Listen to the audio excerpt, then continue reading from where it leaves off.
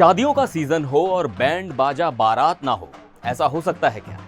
बिल्कुल नहीं। जब बारात निकलती है तो शर्मा जी बैंड, गुप्ता जी बैंड या फिर महादेव बैंड की धुन पर हर कोई थिरकता है। लेकिन एक मिनट रुकिए, क्या आपने कभी सोचा है कि जिस शर्मा जी बैंड को आपने बुक किया है उसके मालिक का नाम शायद शर्मा नहीं बल्कि सलीम हो सकता है, और जिस महादेव बैंड की धुन पर आप नाच रहे हैं उसे चलाने वाले कलाकार मुस्लिम हो सकते हैं। आज हम बात कर रहे हैं उत्तर प्रदेश के मुरादाबाद में हुए एक ऐसे ही बवाल की, जहां बैंड वालों के नाम पर उनकी पहचान को लेकर एक नया विवाद खड़ा हो गया है। क्या यह धार्मिक भावनाओं का मामला है या फिर रोजी रोटी पर हमला? चलिए आज इस पूरे मामले की तह तक चलते हैं।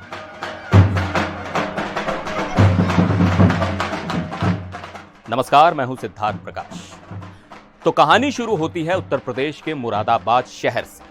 यहां 500 से ज्यादा छोटे बड़े बैंड हैं जो शादियों और फंक्शन में अपनी कला का प्रदर्शन करते हैं। इनमें से करीब 20 बड़े और नामी बैंड के मालिक मुस्लिम समुदाय से हैं। सालों से ये लोग अपना काम कर रहे हैं और उनके बैंड के नाम अक्सर आपको गुप्ता बैंड, अग्रवाल बैंड या किसी हिंदू देवी देवता के नाम पर मिलेंगे, जैसे शंकर बैंड या महादेव बैंड। सब कुछ ठीक चल रहा था, लेकिन फिर 9 जुलाई को एक शिकायत मुख्यमंत्री पोर्टल पर दर्ज की जाती है।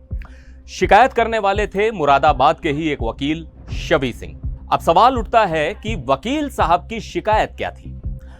वकील शबी सिंह का कहना था कि मुस्लिम बैंड मालिक हिंदू देवी देवताओं या हिंदू सरनेम का इस्तेमाल करके अपने बैंड का नाम रखते हैं, जिससे उनकी धार्मिक भावनाएं आहत होती हैं। टाइम्स ऑफ इंडिया के मुताबिक उन्होंने कहा कि मुझे उनकी आस्था या उनके धर्म से दिक्कत नहीं, मेरी चिंता बस इतनी है कि उन्हें अपनी असली पहचान बताकर ही बिजनेस करना चाहिए। उन्होंने एक और उदाहरण दिया। उन्होंने कहा कि जब यूपी सरकार ने मुस्लिम होटल मालिकों से कहा कि वे अपने नाम बताएं ताकि ग्राहक को पता हो कि वो कहां खा रहा है, तो फिर बैंड वालों को भी ऐसा ही करना चाहिए। अब इस शिकायत के बाद मामला गर्मा गया।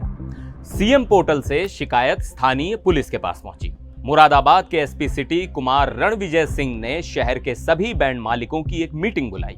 अब यहां एक बहुत जरूरी बात है, पुलिस ने सीधे सीधे नाम बदलने का कोई आदेश नहीं दिया। एसपी साहब का कहना था कि हम नाम बदलने का आदेश देने के लिए अधिकृत नहीं हैं, इसलिए हमने दोनों पक्षों यानी शिकायतकर्ता और बैंड मालिकों को एक साथ बिठाया ताकि वो आपस में बात करके किसी सहमति पर पहुंच सके। इस मीटिंग में मुस्लिम बैंड मालिकों ने इस बात पर सहमति जताई कि वो अपने बैंड का नाम बदल देंगे।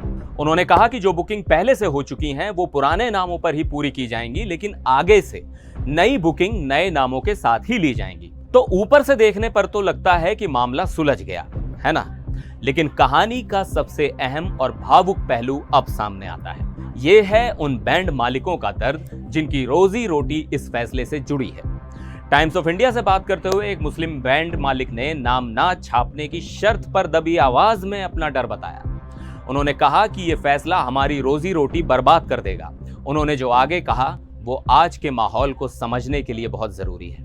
उन्होंने कहा, हमारा लगभग 70% बिजनेस हिंदू शादियों से आता है। आज के माहौल में अगर हम अपनी मुस्लिम पहचान जाहिर करेंगे तो नफरत की इस खाई के बीच हमें कौन काम देगा? सोचिए जरा, ये सिर्फ एक नाम बदलने की बात नहीं है, ये उन कलाकारों के लिए अपने भविष्य, अपनी कमाई और अपने परिवार के पेट का सवाल है। क्या संगीत और कला का भी कोई धर्म होता है? और ये कोई अकेला मामला नहीं है। आपको याद होगा हाल ही में कांवड़ यात्रा के दौरान भी ऐसे ही विवाद सामने आए थे। मुस्लिम होटल मालिकों के होटलों के नाम हिंदू होने पर खूब विरोध हुआ था। मुजफ्फरनगर में तो हद ही हो गई थी जब कुछ लोगों ने एक होटल मालिक की पहचान जानने के लिए उसके कपड़े तक उतरवाने की कोशिश की थी।